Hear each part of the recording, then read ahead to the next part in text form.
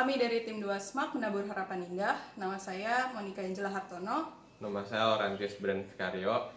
Dalam proyek final ini, kami membuat motor listrik atau solenoid engine dengan memanfaatkan barang-barang bekas. Berikut proses pembuatan. Right there on top of the moon, we could sit and do nothing. I wish we were bold to just fly away. I don't wanna care, just be here and I'm good alone. I'll be okay, miss you like an old friend. Too scared now, thinking I should call up all night.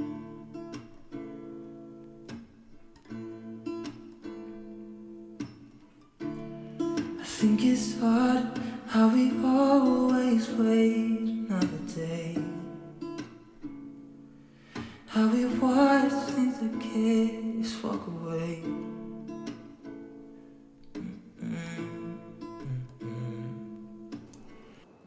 Ya, jadi ini adalah hasil motor listrik yang sudah kita buat yang bernama solenoid engine.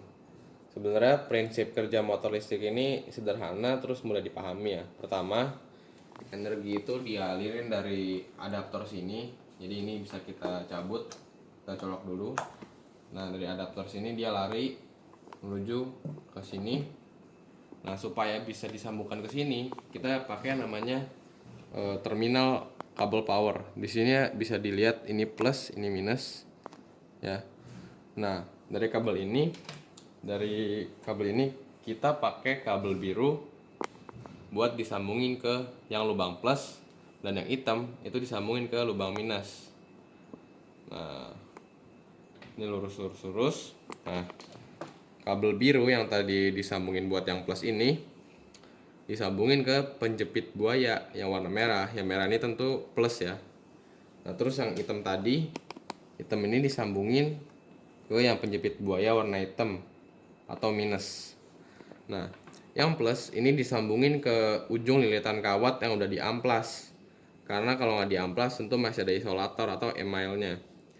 Nah, yang hitam ini disambungin ke tangkai crankshaft yang bagian kanan. Jadi ini kan udah disambungin ya, yang merah ini sama yang hitam. Nah, hal itu dilakuin supaya apa? Supaya energi dari adaptor ini itu bisa nyambung ke yang satu lilitan kawat, yang satu juga ke crankshaftnya.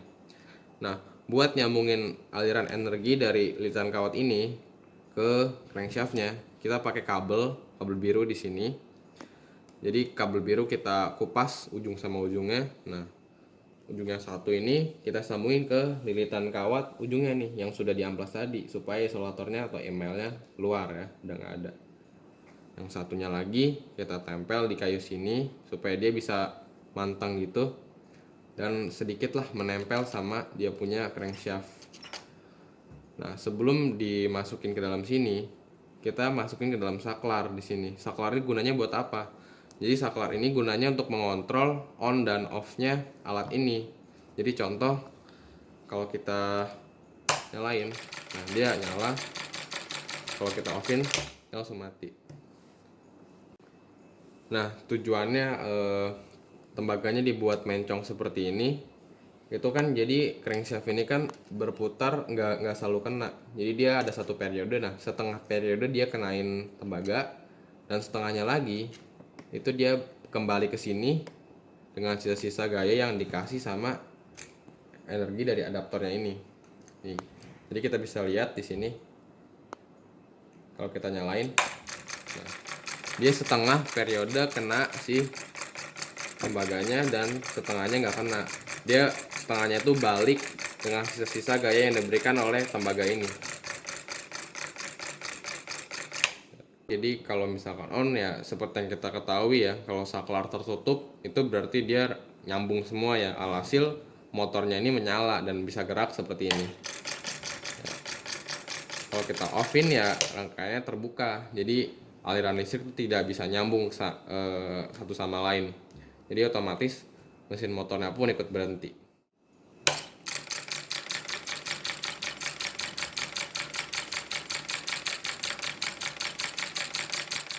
Dalam pembuatan motor motor listrik ini, kami mengalami beberapa kendala.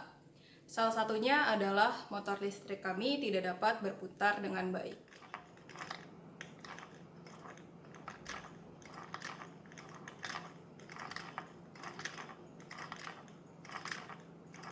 Penyebab yang pertama adalah karena crank yang kami buat kurang rapi dan diameter kawat crank yang kami buat terlalu besar. Yang kedua, diameter kawat lilitan terlalu kecil, sehingga medan magnet yang dihasilkan tidak maksimal. Yang ketiga, karena sumber tegangan yang kami gunakan kurang besar. Berdasarkan percobaan yang sudah kami lakukan, terbukti bahwa motor listrik menggunakan prinsip hukum Biot-Savart. Sesuai dengan prinsip hukum Biot-Savart, untuk menambah medan magnet, maka kita tentu harus menambahkan jumlah tegangan, jumlah kuat arus, dan tentu jumlah lilitan. Dan terbukti, saat kami menggunakan jumlah tegangan, kuat arus, dan lilitan itu sedikit, tembaga hanya menghasilkan percikan api dan dia tidak bisa memutarkan cranknya. Dan sebaliknya, ketika kami mencoba menggunakan jumlah lilitan, tegangan, kuat arusnya lebih banyak, crank bisa berputar dengan baik dan motor listrik bisa bekerja. Sekian dari kami, tim 2 Semak Penabur Harapan Indah. Kami harap dengan pembuatan motor listrik ini dapat berkontribusi terhadap perkembangan teknologi ramah lingkungan di Indonesia. Terima kasih. Right there on top of the moon, we could sit and do nothing. I wish we were bold